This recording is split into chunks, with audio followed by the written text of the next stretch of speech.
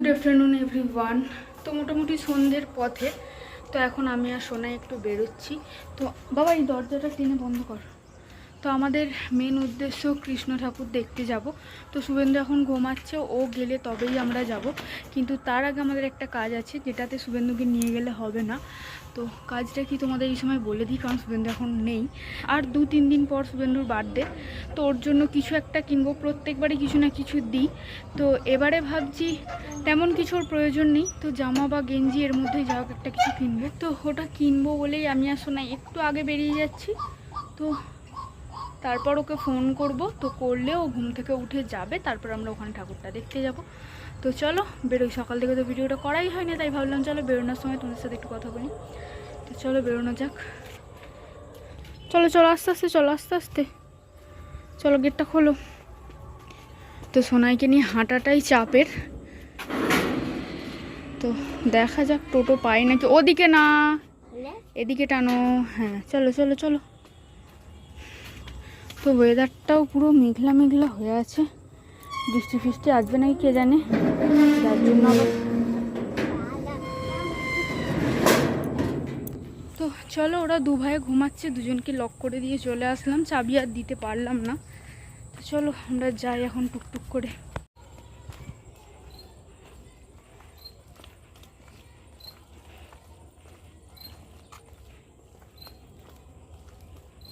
তো যেমনটা বললাম তোমাদের বাড়িতে যে জামা বা গেঞ্জি কিছু একটা কিনবো, আসলে প্রত্যেকবার আমি ওর কোন জিনিসটা প্রয়োজন মানে ইমিডিয়েট দরকার সেরকম কিছু একটা দেখে ওকে গিফট করি। কিন্তু এবার দেখলাম মোটামুটি সবই আছে, সেরকম কিছু আমার চোখে পড়লো না বা ও কোনো দিন কিছু বলেনি। তো সেই কারণে ভাবলাম চলো কিছু তো একটা দিতে হবে। তাই আমার যেমন লো বাজেট সেই অনুযায়ী আমি একটা গেঞ্জি বা জামা দেখবো। তো ফার্স্ট দেখছিলাম গেঞ্জি, তারপর জামাটা দেখবো। তো এই গেঞ্জিগুলো এখন দেখছি ভীষণ চলছে। তো জানি না ওর ভালো লাগবে কি না। তো আমি যেহেতু কিনতে পারবো না তাই মাকে ডেকেছি। তো দেখো এই ধরনেরই একটা গেঞ্জি দেখেছি। তো কি গেঞ্জি কিনলাম সেটা না হয় যখন ওকে দেবো তখনই তোমাদের সাথে শেয়ার করব। তো যাই হোক, এরপর আমরা গিয়েছিলাম একটা জুতো দোকানে।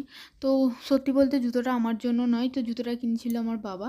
তো ওই যে ওখানে জুতো দেখা দেখি হচ্ছে, আর আমিও দেখছিলাম যে লেডিস কি কালেকশান আছে, কারণ আমি এই দোকানটা কোনো দিন আসিনি।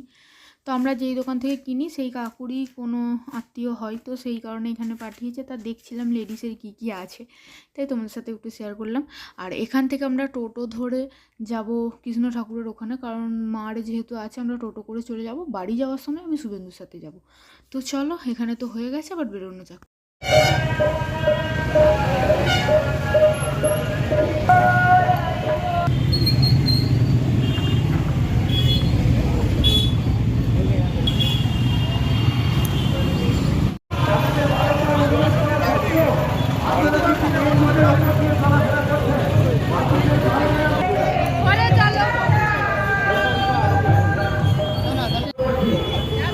কত বড় লাইন দেখো।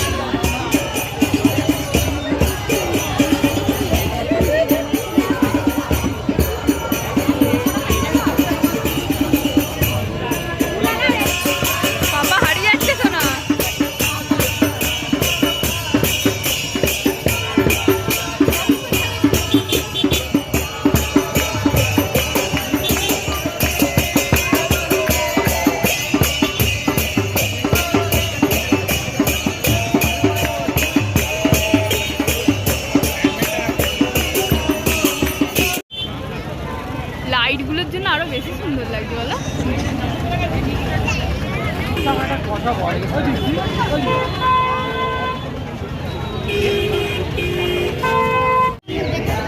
এখান থেকে একদম ভালো ভালো দেখা যাচ্ছে।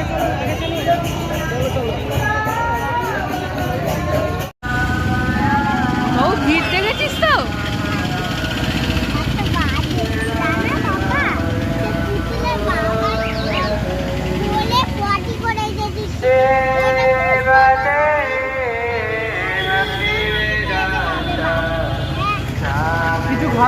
প্রত্যেকটা জায়গাতে এখন নতুন নতুন নিয়ম হচ্ছে।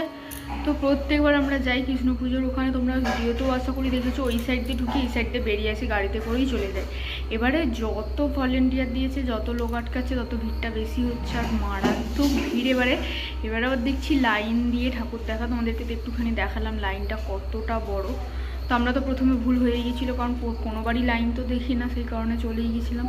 আবার ব্যাকে এসে লাইন দিয়ে তারপর দেখলাম, তাই ঠাকুরের ওখানে দাঁড়াতেও দিচ্ছে না, কিছু দেখতে ইচ্ছে, যাও যাও যাও। এবারে যেন অসম্ভব ভিড়। তো যাই হোক, বাড়িতে এসে গেছে, আর গরম আছে সেই লেভেলের। আর দুপুরের দিকটা একটুখানি বৃষ্টি হয়ে গোটা রাস্তায় জল জমি দিয়েছে, ওটাতে বেশি প্রবলেম হচ্ছে যাতায়াতে। তো বাড়িতে এসে টিফিন করে এখন ভাত বসিয়েছি, আর দুপুরের মাংস আছে, শুধু ভাতই হবে।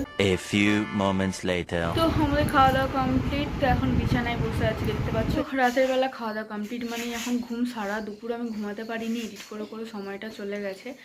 আর ঘুরে বেরিয়ে আসার পর মানে বাড়িতে এসে যে মাংস দিয়ে মুড়িটা খেয়েছি, তারপর থেকে আমার কীরকম একটা হচ্ছে, মানে মাংস দেখলে যেখানে খাবার চচ্চর করে ঢুকে যায় আর কি, তো সেখানে আমার মাংস দিয়ে ভাতটা একদমই খেতে ইচ্ছে করেনি। ওই মুড়িটা খাওয়ার পর থেকেই কিছু একটা প্রবলেম হয়ে গেছে।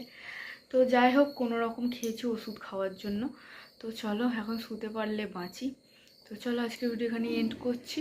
তো দেখা হচ্ছে পরে কোনো ভিডিওতে, ততক্ষণ পর্যন্ত ভালো থেকো, সুস্থ থেকো, টাটা সব।